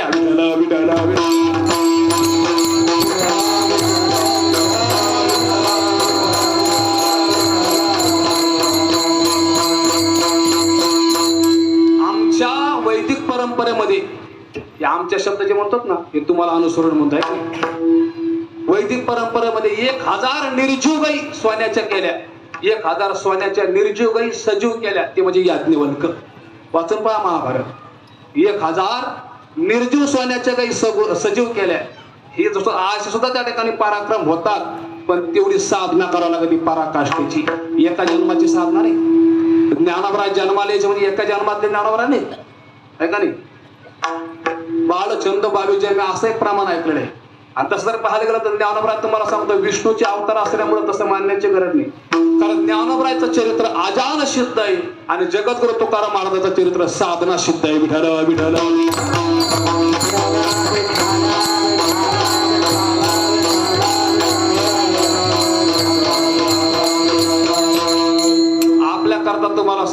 चरित्र आचरण करता राम देवापैकी आणि संतांपैकी तुकाराम. कृष्णाच्या आणि ज्ञानोबराच्या नदीच लागायचं नाही. हा नाही, कृष्णाचा ज्ञानोबराचा उच्चार आहे, पण आचरण जर म्हटलं, कारण ज्ञानोबराचं चरित्र कसं अजान सिद्ध आहे. तुकाराम महाराज चरित्र आपल्याकरता उपयुक्त आहे, कारण संसारामध्ये त्या ठिकाणी संसारी तुकोबरा आहे, साधक तुकोबरा आणि शेवट सिद्ध तुकोबरा आहे. तसं ज्ञानोबराचं नाही, ज्ञानोबरा जन्मात त्या ठिकाणी सिद्ध आहे. विठ्ठल विठ्ठल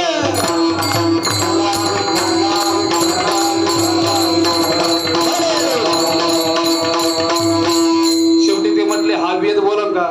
ज्ञानोबराय पुढे सरकले महाराज. हात ठेवल्याबरोबर लगेच ज्ञानोबराय म्हटले, पुत्र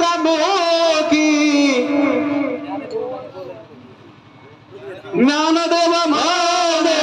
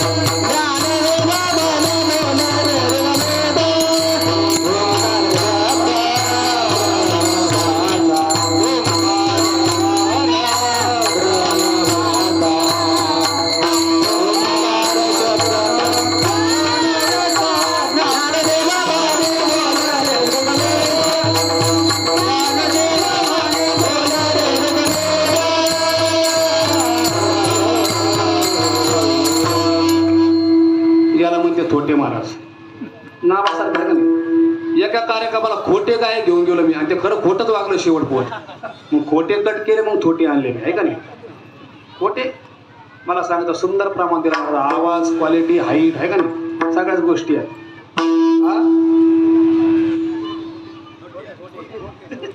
नाही नाही खोटे सोडून इकडे खोटे येईल शास्त्रीची, ते शेवटच खोटं वागलं. मग मी खोटे कट केले, छोटे आणले. विठाला विठाला विठाला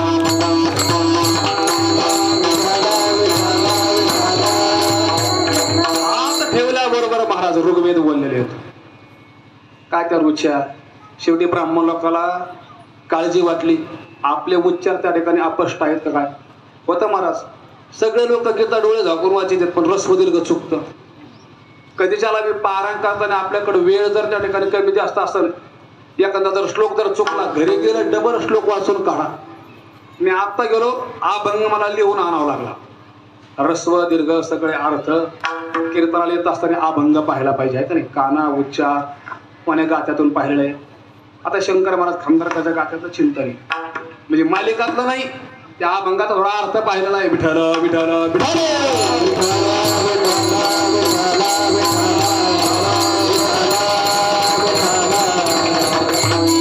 सगळे ब्राह्मण लोक आले. ते म्हटले आता आपल्या रुच्या तपासून पहा महाराज. त्यांच्या चुकाने ऐकल्या एवढा असणारा स्पष्ट त्या ठिकाणी वेद रेडा बोलला. रेड्याला सुद्धा शिष्य करण्याची ताकद ज्ञानोबरायची आहे. पण माणसं तुम्हाला सांगतो वेड्यामध्ये करायला लागले, आहे का नाही. रेडा सुधारला पण माणसं सुधारले. एवढा असणारा महान पराक्रम, महान चमत्कार माऊलीने केलेला आहे. म्हणून माऊलीसारखा संत त्या ठिकाणी जगामध्ये पाहायला मिळणार नाही. विश्व माऊली ज्ञानोबराय म्हटलं तर तुम्हाला सांगतो लगेच आपला त्या ठिकाणी देव समोर दिसतोय. केवढा मोठा ज्ञानोबरायचा अधिकार. माऊलीने कमी वयामध्ये ज्ञानेश्वरी 4 ग्रंथ 4 वर्ग करता लिहिले. लय ज्ञानी आहे ना, भोंडजिरायची अमृतानुभव वाचा. लय योगी आहेत, काय हठयोगी आहे ना, सगळं योग पहा महाराज. त्याच्याकरता चांगदेव 65 आणि साधक असन तुमचे आमच्यासारखे, त्याच्याकरता ज्ञानेश्वरी. काही समजत नाही ना, हरिमुखे म्हणा हरिमुखे म्हणा हरिपाठ. 4 प्रकारच्या वर्गाकरता ज्ञानोबराने कार्य केले. आणखी काय करायचंय? हा, मनाने जे एखादा 5वा वर्ग निघत, आम्ही कशालाच मानित नाही, कशालाच मानू नको, तिकडच नरकात आहे. अडचण काही नाही. विठाला विठाला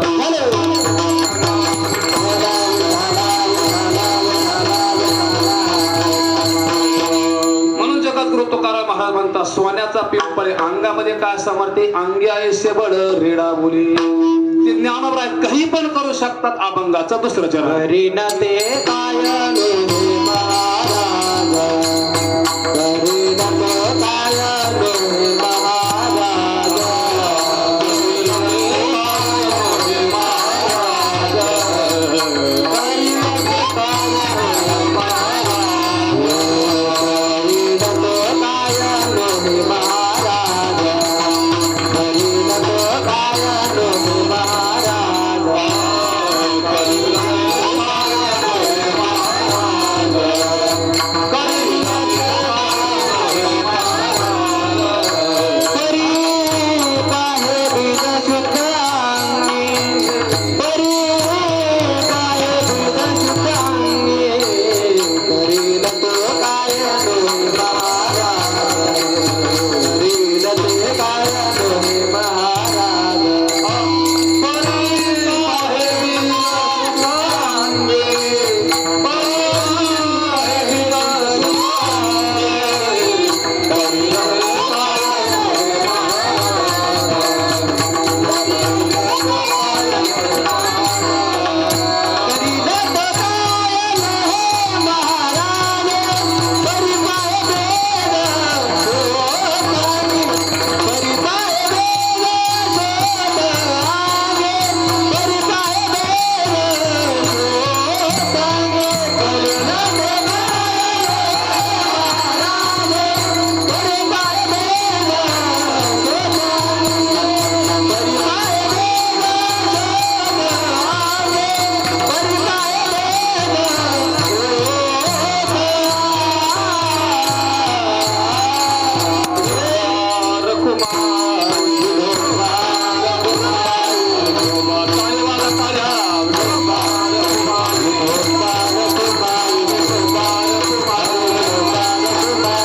तो काय लोहे महाराज, करीन परिपाहे बेज शुद्धांगी. अजून आपलं कीर्तन अर्धा तास नाही का वेळेच्या अनुषंगाने. मला सांगत ज्ञानोबरा काही पण करू शकतील. जशी भगवान परमात्म्याकडे शक्ती कर्तुम अकर्तुम आणि अन्यथा कर्तुम. ज्ञानोबराकडे पण 3 प्रकारची शक्ती. कर्तुम अगदी साधे वागले म्हणतात ज्ञानोबरा, अडचण काही नाही. अकर्तुम दुसऱ्याकडून कार्य करून घेतलं. कोणाकडून? मेलेल्या व्यक्तीला जिवंत केलं आणि त्याच्याकडून ज्ञानेश्वरी लिहिली. मेलेला माणूस ज्ञानेश्वरी लिहू शकतो, हे ज्ञानोबरायचं सामर्थ्य. जगामध्ये एकमेव असा ग्रंथ आहे महाराज, मेलेल्या व्यक्तीकडून जर कोणी ग्रंथ लिहून घेतला असेल ते म्हणजे माऊली. दुसरा ग्रंथच नाही. बाकीच्या ग्रंथाबद्दल बोलत नाही. बाकीच्या ग्रंथामध्ये सगळ्यांनी साधना करून सिद्ध शुद्ध बुद्ध अवस्था प्राप्त करता ग्रंथ लिहिले. मी बुद्ध अवस्था सांगितले बरं का, त्यांनी ते ग्रंथ लिहिले. पण ज्ञानोबरायने तुम्हाला सांगतो, अगदी त्या ठिकाणी असणारे नेवासेचे सच्चिदानंद बाबा धावरे त्यांचे वंशज पण नेवासेला आहे. वारले महाराज. वारल्यानंतर शेवटी ज्ञानोबराय त्या ठिकाणी चाललेले आहेत. सगळे लोक रडायला लागलेले आहेत. मी तरी आणखी बोलतो, माफी मागून सांगतो, मच्छिंद्रनाथापेक्षा सुद्धा पुढचा पराक्रम ज्ञानोबरायने केलेला आहे. विठ्ठल विठ्ठल.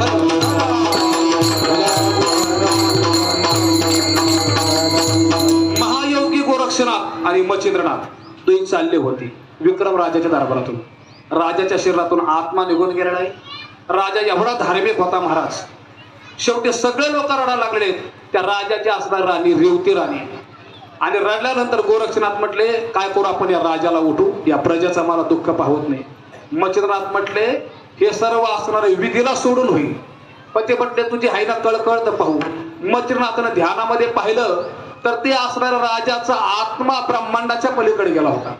ते म्हटले, आता त्या शक्तीला अन्न आपल्यामध्ये पावर नाही. मच्छिंद्रनाथ म्हटले, एक काम कर, म्हटले मी त्या राजामध्ये माझ्या आत्म्याने जातो आणि माझ्या देहाचा सांभाळ तू कर म्हटले. शेवटी असं म्हणतात मच्छिंद्रनाथ आणि शरीर टाकलं, स्वतःचा आत्मा त्या राजाच्या शरीरामध्ये प्रविष्ट झाला आणि त्या रेवती आणि ते असणारे मच्छिंद्रनाथ बरं का, दोहीच्या समागमातून कोण तयार झाला? धर्मनाथ.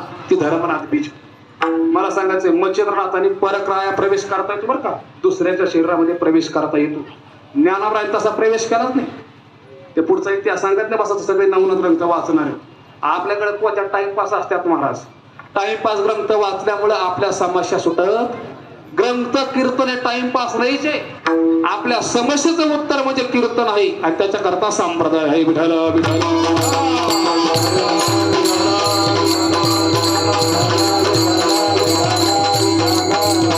राजाचं शरीर, मच्छिंद्रनाथाचा आत्मा आणि त्या रेवतीराणी सगळं समागम झाला. पुढे झाला धर्मनाथ आहे का नाही, धर्मनाथ बीज. तसं ज्ञानोबराने केलं नाही. ज्ञानोबराने म्हटलं की मी माझ्या आत्म्याने जातो सच्चिदानंद बाबाच्या. नाही, सच्चिदानंद बाबाच्या डोक्यावर हात ठेवणार. अगोदर लोकांना विचारा, म्हटले कोण? ते म्हटले सच्चिदानंद आहेत. ज्ञानोबराय म्हटले सच्चिद आनंद आहे का नाही, मरण नाही, जडपणा नाही आणि दुःख नाही. सत म्हणजे असतपणा नाही, बरोबर आहे ना, म्हणजे जडपणा नाही. चिद म्हणजे तुम्हाला सांगतो त्याच्याबद्दल काय आहे, अज्ञानपणा नाही आणि आनंद रूप म्हणजे दुःख नाही. आणि असणारे सच्चिदानंद. ते म्हटले नावासारखं काही दिसत नाही. ज्ञानोबरायने तुम्हाला सांगतो लाघव केलाय का नाही. माणसं आघव करतात आणि संत लाघव करतात, फरक एवढा आहे. ज्ञानोबराने डोक्यात दाब मारले, उठ म्हटले. उठले सच्चिदानंद बाबा आणि माऊलीने सांगितलं आता काय करायचंय. मी जे सांगतोय निवृत्तीनाथाने सांगितलं होतं ही भगवद्गीता जी आहे ना सगळ्या जगाला समजले पाहिजे. ज्ञानोबराने गीतेवर त्या ठिकाणी चिंतन केलं. सच्चिदानंद बाबाने लिहून काढलं. शकी 12 शकी 12 तै टीका केले ज्ञानेश्वरी सच्चिदानंद बाबा दरे लेखको झाला. मला सांगायचं कोणता पराक्रम, करतुम अकर्तुम आहे का नाही. दुसऱ्या कोण करून घेतलं म्हणजे ज्ञानेश्वरीचं कार्य. अन्यथा करतुम स्वतः त्या ठिकाणी उठवलेलं. अशा ज्ञानोबराचं चरित्र गायचं नाही म्हणजे महाराज काय. तुका म्हणे पापे जाती संताची जपे. एका गावामध्ये गेल्यानंतर मला सांगायचं थांबलो आम्ही. माणूस धार्मिक होता. तो म्हटला महाराज आमच्या गावचे ना चांगले माणसं वारलेले आहेत म्हटले. आता म्हटलं चांगले काही टायमाला असं होतं शास्त्रीची ज्याच्या घरी राहायचं ना त्यासारखं आपल्याला बरंचसं करावं लागेल आहे का नाही. आपली बुद्धी त्या व्यक्तीची बुद्धी पुरत नसते. तो माणूस म्हटला आता अगोदर संध्याकाळी गेलेलो, मुक्काम केलेला, जेवण खाल्लेलं, सकाळचा चहा. लोक पसरी पडून देत नाही. लोक महाराज लोकांना दूध पाजलेलं काढतात हो. परत चैतन्य बाबा देगलूकर यांची आठवणी. आता एका माणसाने दिलं असेल दूध पाजायला किंवा दूध आणून दिलं असेल, तो भेटला षष्टीसारख्या वारीमध्ये. म्हटलं महाराज मला ओळखलं का नाही. बरं आता सगळेच लोक ध्यानात राहत नाहीत. राहतात का तुमच्या राज्यात का तुमचा काय अनुभव आहे. सगळे शेवटपोत नाही राहू शकत. जर आता तुमच्या गावात 2 वर्षांनी एखादा युवक मला भेटला काय ध्यानात राहील दादा. दादा तुम्हाला मी 4 वर्षांतर भेटलो ध्यानात राहील. 3 महिन्यामध्ये सगळ्या माणसाचं तुम्हाला सांगतो संयोगाचं अंतर तुटते. नाही झाले 3 महिने. आता आम्ही निघून गेल्यानंतर तुम्ही किती दिवस रडत तर कोणीच नाही महाराज. अलीकडे माणसं एवढे निष्ठुर झाले. माणूस मेला तरी रडत नाही, गेला तर काहीच नाही. निघून गेले महाराज 2 रोज आणि कोणी कोणावर प्रेम करीत नसतं गरजेपुरतं. संप्रदायाचे असणारी ज्येष्ठ श्रेष्ठतम व्यक्तिमत्व संदीपानदादा हाशीगावकर सांगत असतात. लोक कवर प्रेम करतात कीर्तनकारावर येऊच तर वाणे गुड असतील. कुठपर्यंत आले महाराज पाहिजे निघाले, कुठपर्यंत आले असं का, इथपर्यंत आले का, मानव पोत आले का. मग या हळूहळू कीर्तन पोत, कीर्तन होऊस तर प्रेम. महाराज कीर्तन सुटलं, नारळ दिलं, काय थोडीफार दक्षिणा दिली, महाराज गेला का धडाकला काही घेणं देणं. मला सांगायचं कोणी मला प्रेम करीत करताय का. तसं माझा मुद्दा चाललेला आहे. त्या व्यक्तीच्या घरी थांबलो मी. थांबल्यानंतर शेवटी आता संध्याकाळचं अन्न खाल्लेलं. काही टायमाला आपण लगेच लोकांच्या प्रेमामध्ये मानलं जातो. तो म्हटला महाराज आमच्या गावात एक व्यक्ती वारलेले आहेत, तर आपल्या त्या ठिकाणी आता ती अंत्ययात्रा घेऊन जायची. म्हटलं आता तुझं अन्नच खाल्लेलं आहे. पितामह भीष्माला सुद्धा ते अन्न सुट्टी दिल्याने मी तरी पुढे सुटणार आहे. म्हटलं चला. गेल्यानंतर ते लगेच लोक म्हटले जवळचा माणूस ते प्रेत त्या ठिकाणी जळत आहे. ते अगदी ते गाडगे फिरत का, खाडा मारलेला त्याला श्लेष म्हणतात, ते पाणी गळत आहे. आणि सगळं झालं. ते म्हटले आता जवळचाच माणूस म्हटला ज्याच्या घरी मुक्काम होतो, तो म्हटला महाराज एक काम करा, ह्या व्यक्तीबद्दल काय करा तुम्ही 5-10 मिनिटं श्रद्धांजली बरं बोला. आता म्हटलं याचं मला नावच माहिती नाही, मी काय बोलू म्हटलं. मी टाळलं. ते म्हटलं काहीतरी बोला. मी टाळल्याबरोबर लगेच लोकांना दुसरं नियोजन केलं. गावात एक त्रयस्थ माणूस उभा राहिला. तो म्हटला लगेच बोला सुरुवात केली. ते म्हटले आपल्या गावचे शामराव पाटील भाऊ आहेत ना, हे खूप सुंदर जीवन जगले. आता तो माणूस तिकडं बोलत होता, जवळची माणसं चर्चा करीत होती. ते म्हटले काय सुंदर जीवन जगला म्हटले. याला दारूचा नाद, याला चोरीचा नाद, बरं का, याला मांसाहाराचा नाद, आणखी सांगू का, याला टिंब नाद आहे का नाही, कळतं का नाही कळत, इतकं हे तर मला सहज समजा. याला बिचाराचा नाद, सगळा नाद हे म्हटले. याला काय सुंदर जीवन जगला. पण तरी ते माणूस सांगत होता म्हणजे 7 प्रकारची त्या ठिकाणी त्याच्या अंगामध्ये दुर्व्यसनं होती. वेदाने त्याला काय म्हटलं, 7 प्रकारच्या दुर्व्यसनाला दुराचारी म्हटलेले. असा दुराचारी माणूस आणि त्याच्याबद्दल ते बोलणारा माणूस बोलतोय आपल्या गावचे असणारे शामराव भाऊ उत्तम जीवन जगलेले. इथले कोणी शामराव भाऊ नाहीत बरं का, त्याने उत्तम जीवन जगलेले.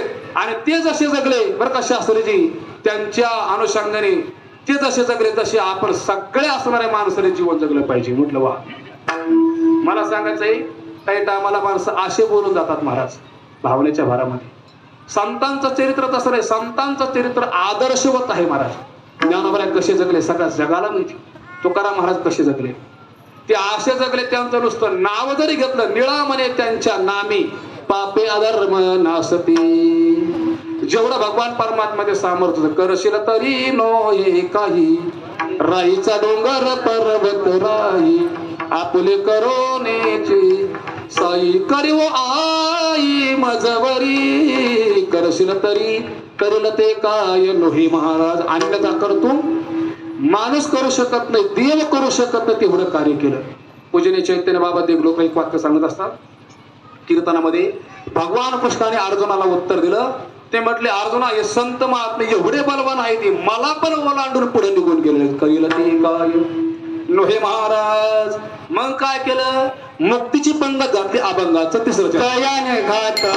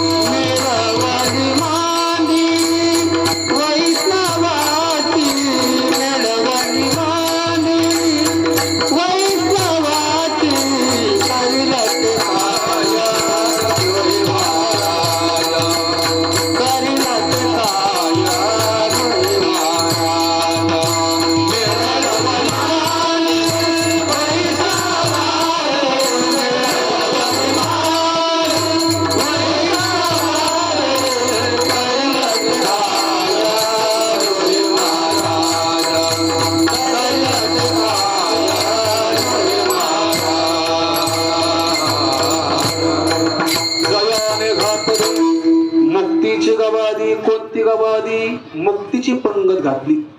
अलीकडे मुक्तीची पंगत नाही, नुक्ती. नुक्ती म्हणजे बुंदी, बरोबर ना. बिलीवा जिल्ह्यामध्ये जर गेलो ना, आमच्या लहानपणी सगळे सवंगडी बुंदी म्हणत नव्हते, त्यांच्या डान्स नुक्तीची नुक्ती, बरोबर ना. हा शब्द आहे का आपल्याकडे. नुक्तीची, ज्ञानोबराकडे मुक्तीची. फरक एवढा आहे. मुक्ती म्हणजे त्या ठिकाणी मुक्त झाले पुन्हा जन्माला आले असं नाही. जीवनमुक्त अवस्था बघून शरीरामध्ये राहायचे. प्रारब्ध जरी संपलं पुन्हा शरीर घ्यायचंय, पुन्हा ती अवस्था भोगण्याकरता यायचं. दयाने घातली मुक्तीची गवादी आहे का नाही. मेळवले मांदे वैष्णवांची मांदी मिळवली महाराज. एवढंच नाही, आपल्या असणाऱ्या परंपरेमध्ये 2च वैष्णव होऊन गेलेले आहेत. मी सांगितलं 2 मुक्त, 2 निष्कलंक आणि 2 वैष्णव. कोणते? एका जनार्दनी वैष्णव शिरोमणी महादेव. दुसरे कोणते? ज्ञानदेव वैष्णव मोठा विठ्ठल नामे मोठा ज्ञानदान घडे श्रेष्ठा वैकुंठ माता संत मेले ज्ञानदेव वैष्णव मोठा ज्ञानदान घडे श्रेष्ठा वैकुंठ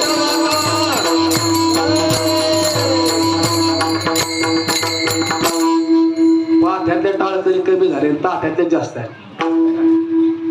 पाठांतरावर पण मला सांगायचंय बऱ्याच जागी असं आहे ना, पाठांतर फार महत्वाचं आहे. प्रत्येक चरणाला कीर्तनकाराला शिकवावं लागत नाही हो.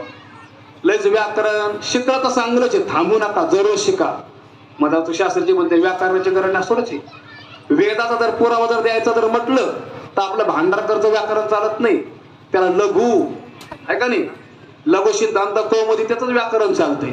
शिका जरूर, पण कमीत कमी कामापुरतं तरी असलं पाहिजे कीर्तनकार प्रमाण देऊन. जे वेदामध्ये एखादा श्लोक आहे त्याचं प्रमाण तुकोबराच्या गाथ्यामध्ये एवढं तरी पुढे पुढे आपण चाललं पाहिजे. पाठांतर कमी झालं महाराज बरं का. त्याच्यामुळं वारकरी संप्रदायामध्ये कलेची त्या ठिकाणी प्रगती झाली, तत्वज्ञानाची प्रगती घसरली. जीवनाकरता प्रसिद्धी करता कला महत्वाची आहे का नाही. नाहीतर तुम्हाला सांगतो कथा कीर्तन आहे प्रसिद्ध होण्याकरता नाही, पवित्र होण्याकरता. विठ्ठल विठ्ठल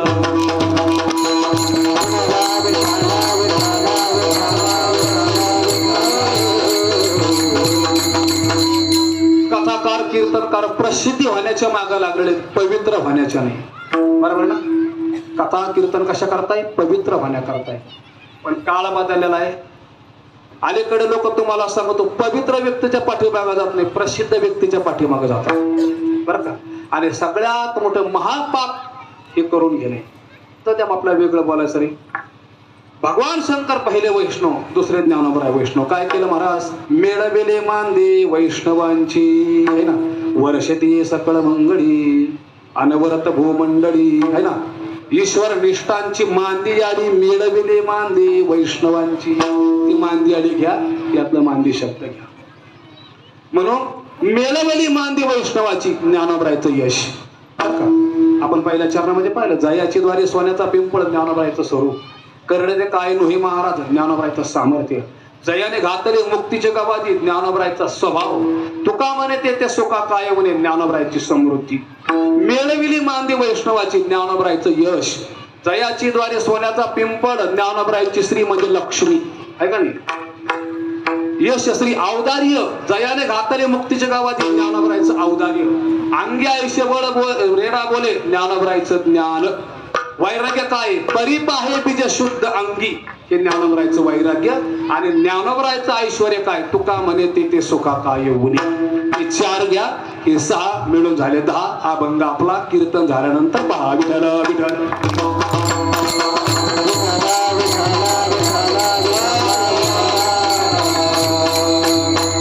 मला सांगायचं, पंगत घातली तरी आपला बीज शब्द मागे राहून गेला. वेळ पाच गेलाय का गाडी चाला लागते मला आहे का नाही. मला सांगायचंय ज्ञानोबरायचं बीज आपण पाहिलं. ज्ञानोबराय कसे जन्माला आले. माऊलीकडे जा, पण आपलं अंतकरण शुद्ध पाहिजे. तुकाराम महाराज सारखं, नाथ महाराज सारखं. नाथ महाराजांना तुकाराम महाराजांना ज्ञानोबरायचं अनुग्रह आहे. वास्तव जर पाहायला गेलं तर जनार्दन स्वामीचं नाव ते बी आहे, पण तरी ज्ञानोबरायला नाथ महाराजांनी गुरु मानले. बाबाजीने अनुग्रह दिला तुकाराम महाराजांना, तरी तुकाराम महाराजांनी ज्ञानोबरायचा सुद्धा अनुग्रह घेतला. अनुभूती आली.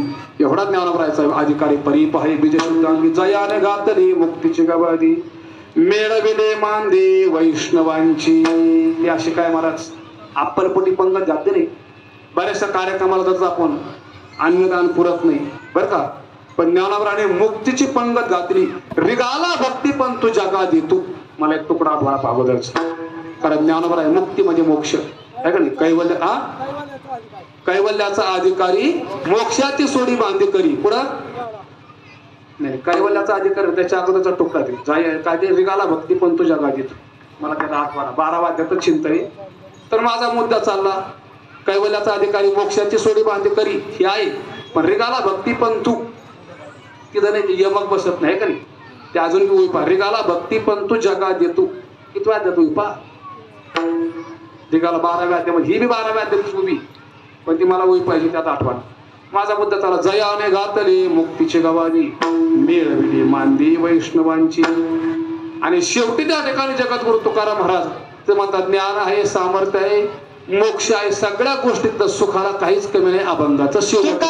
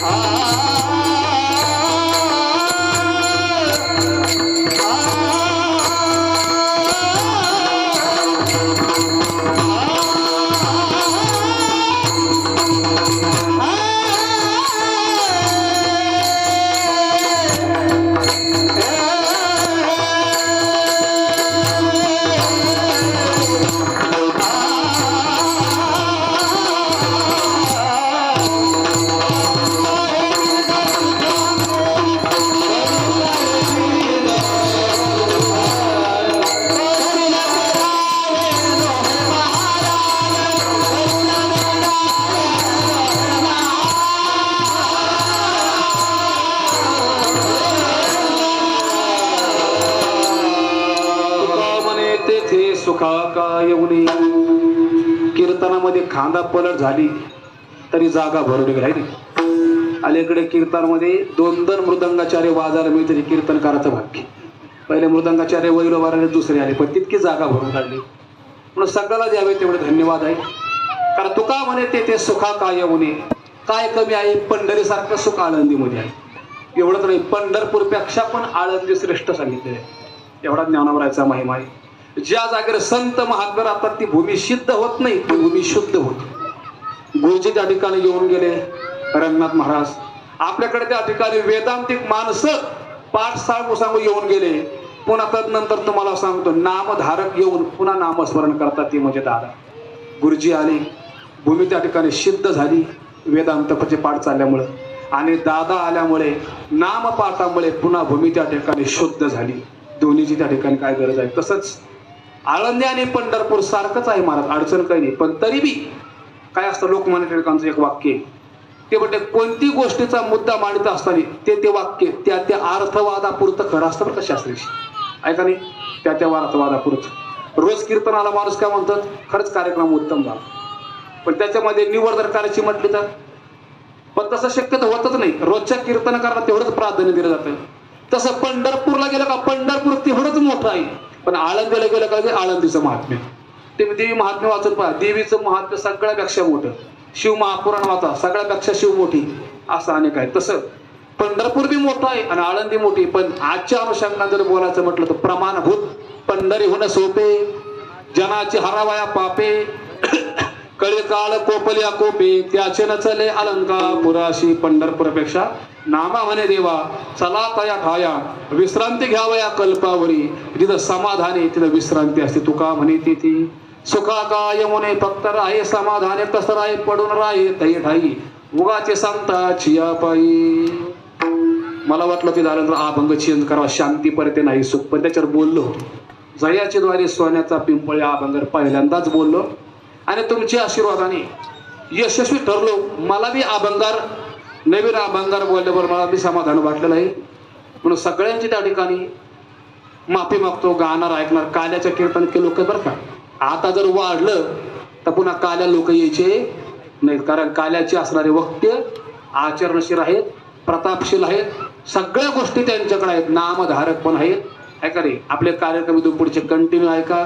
अजून 2 रोज निघून गेले का कोणी पुढं नाही, बरोबर ना. सगळे मग आपापल्या कामाला सगळ्यांनी सहकार्य केलं. सगळ्या श्रोतृवर्गाची माफी मागतो, टाळकऱ्याची माफी मागतो, गाणार वादन गुरुजन सगळ्याची माफी मागतो. माझ्या वाणीला त्या ठिकाणी पूर्ण विराम देतो. झालेलं